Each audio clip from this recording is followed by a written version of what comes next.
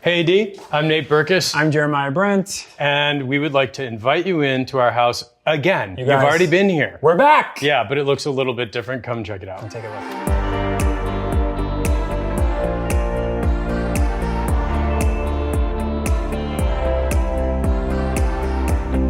So this is the entry of our home, and what's different about it from when we lived here the first time is the floor and the railing. But the floor always drove us crazy. It was never the floor that we would have picked. This is the floor we always wanted. It's antique Spanish concrete tiles. I think they're 200 years old. And I think this room really set the tone for what we're trying to execute throughout the house, which is this real interest in contrast and bringing in things that feel really elevated in execution, but in practicality, they're actually really durable. I love this space. It feels formal, but then we put just a great stone table in here and some branches and a glass chair, and all of a sudden it feels like you could be anywhere. But the glass chair and the sconce above it, there was no lighting on that wall before.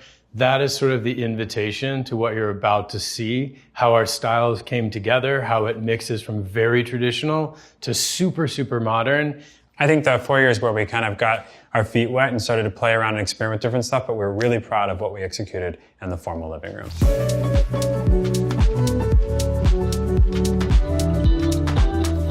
This is the formal living room. Which, by the way, nothing in our life is formal. No, and so the children are welcome here. Sometimes we'll have drinks in here when we have friends over, and then we'll go into the dining room. Nate and I usually are up here talking about the day at the end of the day. If you guys can see, the style is a little bit more contemporary in here. We had a lot of fun blending the 30s and 40s and 50s from France to Europe. And I think what we wanted this room to feel was really comfortable, but also a space where we could entertain and have 20 people in if we wanted. The pottery up on the mantle is one of my favorite things. And what about the Le Corbusier light that you put up there? The mantle is my all-time favorite moment, and this room is filled with some heavy hitters. There's Jean-Michel Frank, René Preux, there's Giacometti, amazing vintage Italian lighting. We really were very careful about each choice of what went into the space. And one major change, which I think was well worth the energy, was taking out the windows that used to be here and putting in French doors, so you can access the terrace from this room as well as the dining room next door.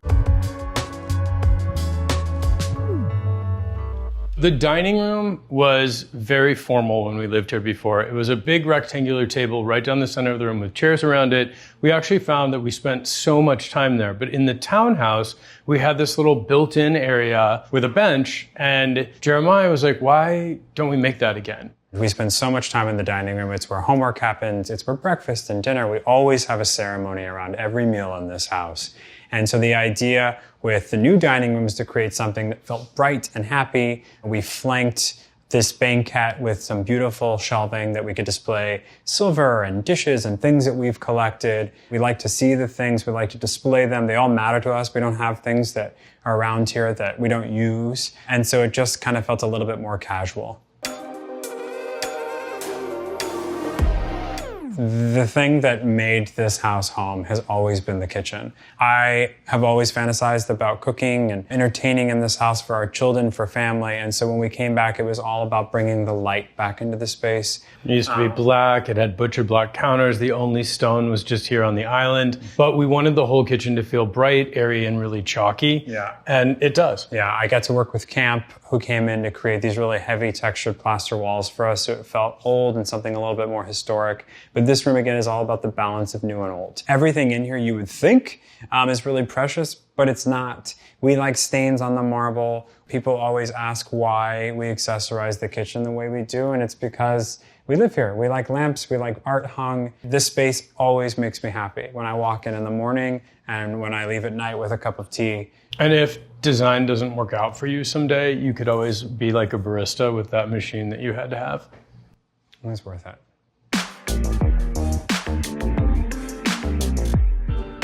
This is the family room. This is where we watch TV at night. This is where we hang out when we entertain. Actually, people come down here and it's really, really nice. The funny thing to me about this family room is that we designed and drew these bookshelves and had them put in. They were painted by the people that bought the apartment a dark navy, and we painted them back to a light color because even though this is our kind of family space and cozy space, We really like it bright. This space, actually, I was really excited about creating because there's a little bit of a nod to my obsession with Halston's decor, which was all really monochromatic and as close to that weird interior as I can get. Everything in here is this mud brown color. The sectional, which I was obsessed with getting from B&B Italia, it was the thing that really drove the entire space because we wanted you to walk in and just feel like you could sit anywhere at any time. The space is really just about coming down and being together and being comfortable. Also, the rug from Mark Phillips is a very similar muddy brown color. It's mohair. It's incredibly soft. This round of this interior at this house has become decidedly more minimal and modern than we've ever lived, but the shelves are not.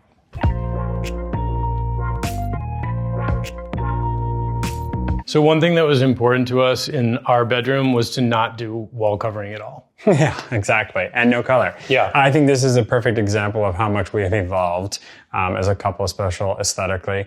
To live in the city and open your eyes first thing in the morning and just be sort of in this moody, cool forest feels really right. The space feels really comfortable. The wallpaper reads probably traditional to most people, but we've juxtaposed that with a lot of contemporary lighting, some contemporary furniture. There's a really great Swedish chair that we have from the 30s that's in this great shearling that we love. Our palette has shifted as time goes on. Obviously, the children were one of the biggest influences in incorporating color and things like that. But, you know, we would have never designed a room like this 8 years ago. No, but I think, you know, the entire exercise of this house was how can we create something that feels unique, something that we haven't done before, and again, timeless, and something that can transition with us. And we're really proud with where we've landed. You know, we have two very different design styles, but we found something together that really feels like the truest extension of our style together. And I'm really excited about it. This space is the perfect representation of that. So the last time that we were standing with you guys in this spot, we were holding our brand new little girl. So much of this process throughout was just feeling like we were coming back home and fitting back into our life, but our life through a different lens. Some things have changed, little updates, new carpeting, new paint. Lighting. My shopping issue has not changed. I mean, I still have shoes older than our children, by the way. Older than me. Yeah. Do I? Yeah. No, there's no way, babe. I did get rid of all of his ironic sneakers that we talked about the last time we were here. Remember the yellow ones you had? Yeah, I do. We didn't change that much in our bathroom. No, but one of the things that I love the most about our original design was you walk through the dressing room and then you're in our primary bath. The main things, if it's not broken, you don't need to spend money to fix it. So the floor's the same, the stone's the same, the waterworks fixtures are the same, all the shower fixtures are the same, and the shampoo's in the same spot, guys. That's so thrilling. I know.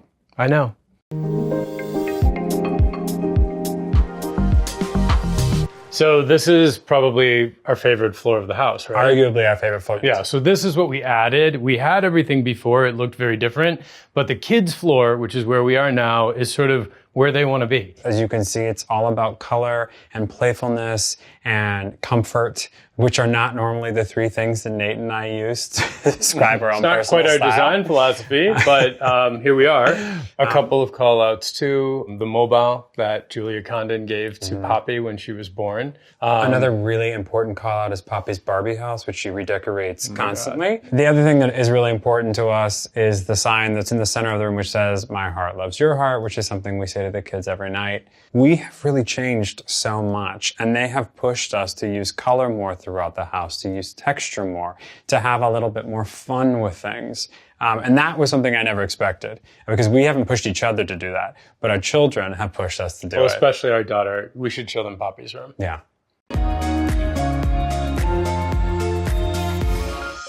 This is her big girl grown-up room. What's wrong with us, by the way? 4 tours and she's 7 years old. I think we're sharers.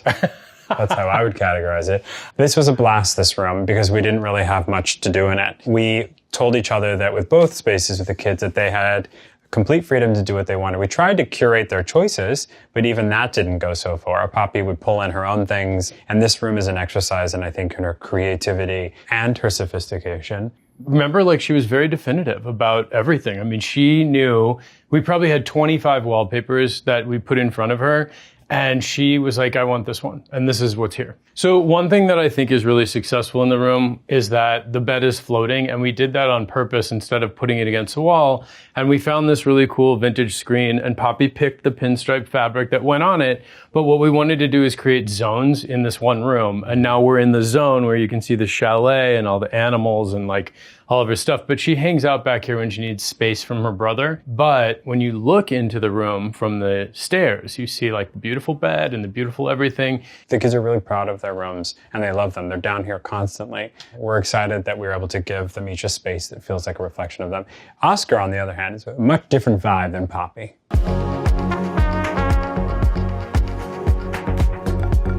So if I remember correctly, there were two very specific things that Oscar had asked for in his room. He wanted the same wallpaper that he had in his previous bedroom, and he wanted Legos, lots and lots of Legos. One of the reasons that we chose this really great durable carpet in his room, because we knew what was going to happen. There was going to be toys and Legos and building blocks and everything all over the place. But again, the thing about Oscar is he is so alive and fun and happy and joyful, and that's what this space reflects to us. Okay. One thing that I really am proud of with what we've done with the children's rooms is they feel really playful. There is a level of sophistication, and I think the reason we've been able to execute that is because we bring in vintage pieces.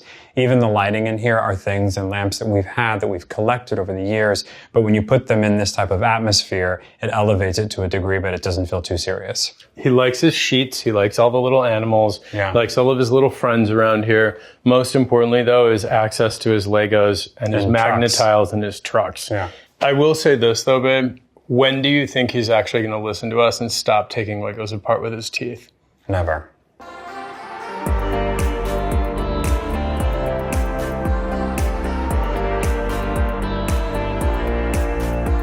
Thank you guys so much for coming by and checking out our house. I can't tell you how happy we are to be home. Get out, guys. No, not get out. Yep. We appreciate you. We'll see you soon. We do. Thank you. See you later. Take care.